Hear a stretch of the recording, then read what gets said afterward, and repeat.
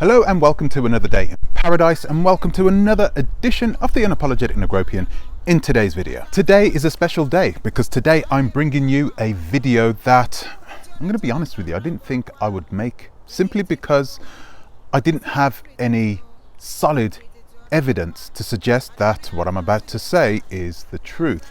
Everything that I had, well, it was all circumstantial. When I started to research Prince Dynast Emir's citizenship into Sierra Leone, and something struck me and I said, no, I'm gonna have to pass this by my viewers. Today's video, it's all about a hypothesis, one which has been floating around for quite some time now, but now that I'm putting things together, I had an epiphany. I figured, wait a minute, this cannot be a coincidence. What am I talking about? Well, we're going to go into this video right now and I'm going to explain exactly what I'm talking about. But first I'm going to ask you to please like, subscribe, share, click the bell notification, and please consider supporting the channel on our Patreon, link in the description. So before I go headfirst into this video, I want to make a quick disclaimer. I think it's fair to say that these two YouTubers live the life less ordinary. I like both Prince Dynast Emir and I also like ES. Everybody knows I like ES. I've said this a million times. I know my actions sometimes don't correspond with my words, but I truly do. Well, what is it I like about these two? These two are like concrete, YouTube concrete. You can rely on them to produce content.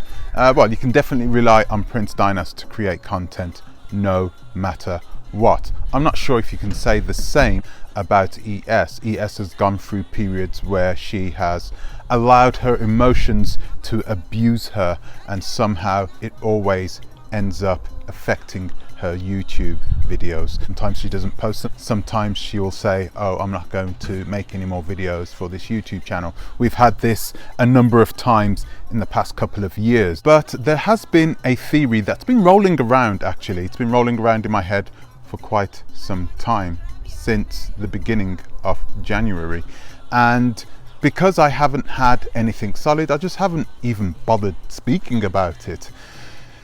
That was until I did some research into Prince Dynast Emir's time in Sierra Leone back in January. Now, we all know that he went to Sierra Leone to collect his Sierra Leonean citizenship. We know that around the same time we had a lot of drama going on with ES and the Bonsu micro village and being kicked out of Prince Ayoko's compound back on New Year's Day. So we had a lot of stuff going on around that time, and because of all that stuff, because of that drama, that how public it was, this video that was floating around, I think a lot of people's attention was diverted at that time, and they were unable to see the bigger picture, and they were unable to focus on other things that were going on in the background. Now, a few days ago, I was going back over the information that I collected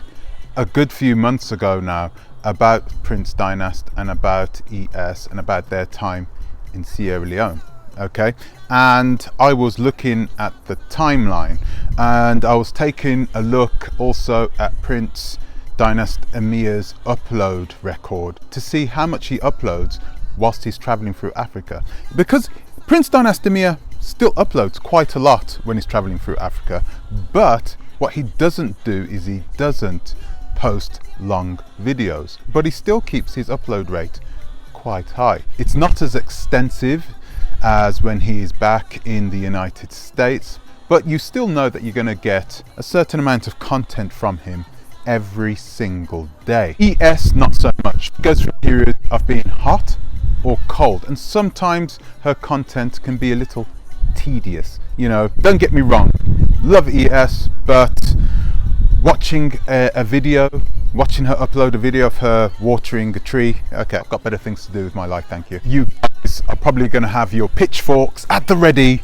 after I make this video, because I'm going to make some pretty outlandish claims, but I'm going to try and be as neutral as possible. because I don't think it's fair if I come out and start making unsubstantiated claims. So, where are we going with this? Right, I think it's important that we talk a little bit about the timeline of what last winter gave us. This drama that we had on YouTube last winter. I think to an extent it's still affecting us now. Let's start with early December. Back in early December, I started making a few videos about one of my favorite YouTubers, ES from Eat, Love, Migrate. It wasn't appreciated by ES, and she got on live and started saying that I was somehow bullying her, and she also stated that she wasn't going to make any more videos anymore, and she clearly said that it was my fault, yet that's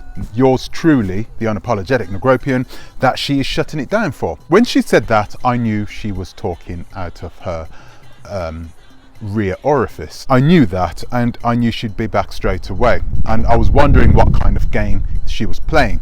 Well, I was right. She came back in 7 days time, and she said that she was going to start up another YouTube channel, but you would be charged to have access to this YouTube channel. And yeah, I just knew that this was some sort of money game, which was okay, fair enough. But she didn't have the time or the chance to build this new channel, because before the end of the year was up, her and Prince Ayoko came to a massive conclusion when they had a big and quite public spat on New Year's Eve. So on New Year's Day, Prince Ayoko kicks out ES out of his compound because he said that she was being disrespectful, going out until the middle of the night with her new personal trainer. Wink wink. ES explained to us that she was only going out with a friend. She said that the personal trainer was just a friend and she was spending some time with him. But of course, she opened up about this later on in January and said, yes, it's a full-blown relationship and that they were committed to one another. Now, after she left the compound, right at the time, the details on her whereabouts were quite wishy-washy, but we now know that she had gone to Sierra Leone. Now, it's highly likely that this was planned in the first place because she was due to go there to pick up her Sierra Leonean citizenship right at the same time that she went over there. That was around January the 6th. Another person, another YouTuber by the name of Prince Dynast was also in Sierra Leone. Now, this is where things get interesting because ES was not seen at the ceremony. She didn't make it to the ceremony, apparently, because she was late. Why was she late?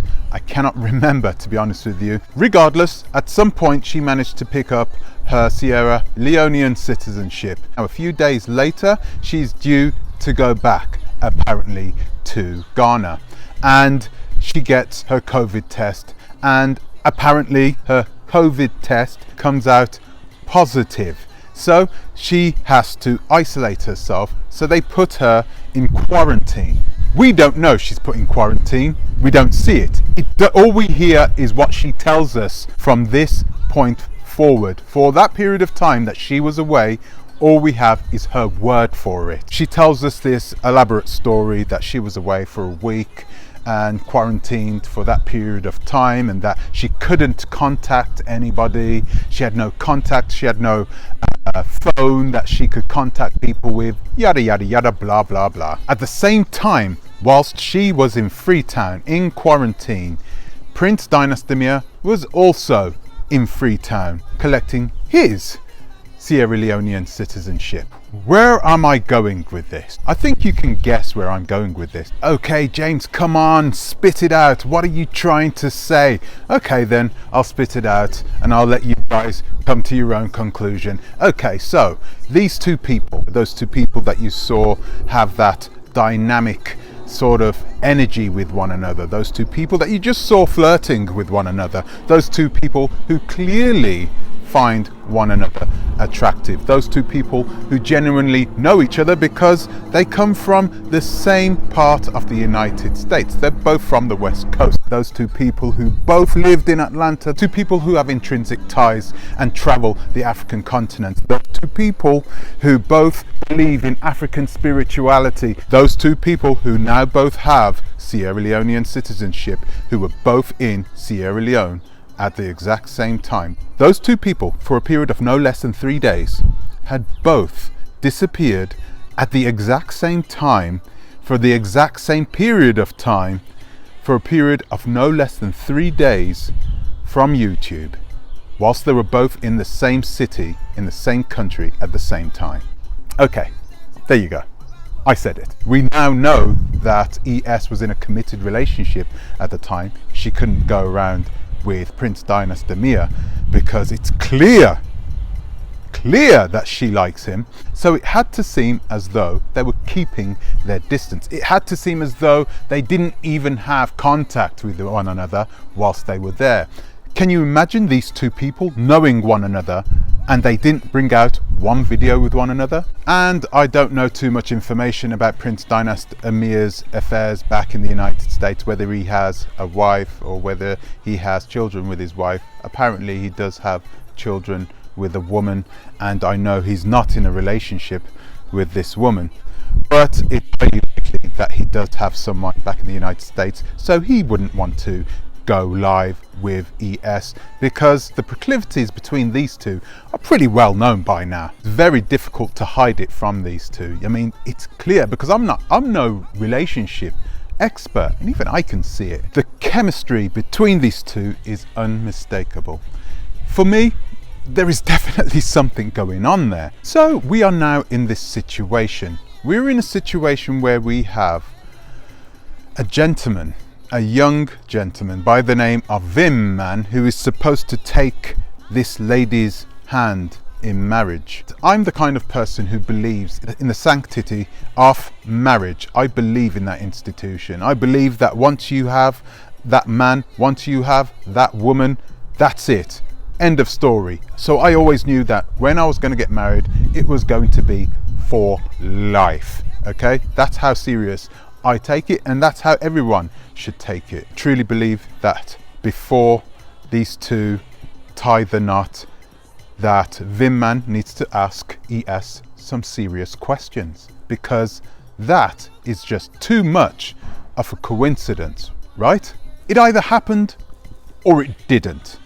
So if I was VIMMAN, I'd come out and just ask ES, did something happen between you and Dynast Emir when you was in Sierra Leone back in January? It would be interesting to see how she would reply.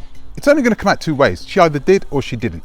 If she turns around and says, yes, something happened, we were just fresh in our own relationship, for whatever reason, you know, I'd known him for years, yada yada yada. You know how women come out with those dumbass excuses.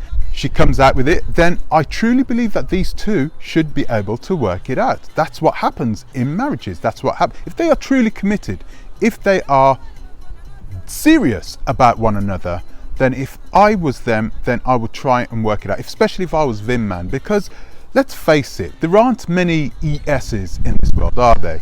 ES is a 1 in a million meet for him. He's not going to find another one. So if I was him, I'd ask her these questions, but I'd be a little bit more pragmatic about it, because those types of things are going to come up in marriages along your lifetime. They're going to come up in the 10, 20, 30, 40, 50 years that you're going to spend with a woman.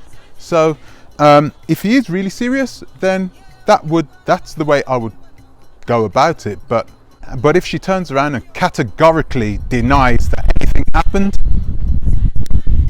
I don't know. If I was VIMMAN, I'd watch this video and I would take heed of what I just said. I'm sorry, but there is just too much of a coincidence to say nothing happened. Now, I know some of you guys are going to be thinking, oh yeah, you just don't want ES to get married. Listen, I'm going to be honest with you. I don't want her to get married.